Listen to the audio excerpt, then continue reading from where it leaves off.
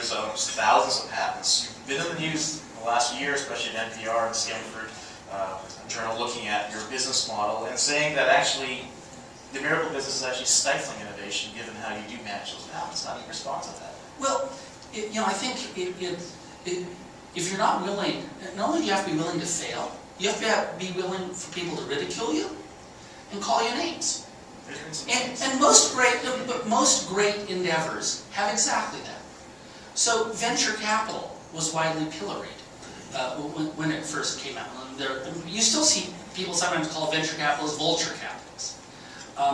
The private equity industry has arguably made a lot of positive contributions in helping refinance and restructure failing companies.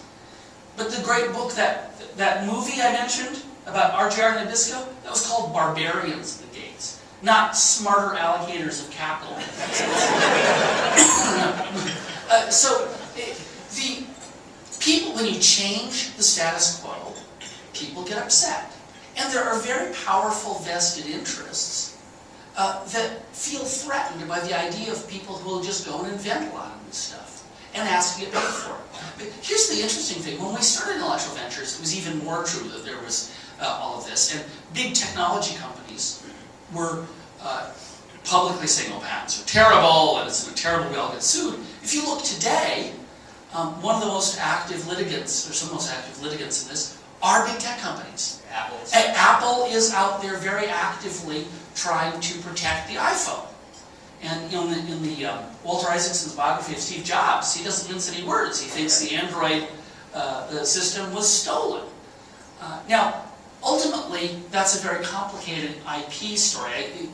Whether it morally was stolen or not is a different question of whether they can make their patent thing stick. But there are more, intellectual property is actually more important to big companies every day, and I think that actually is vindication.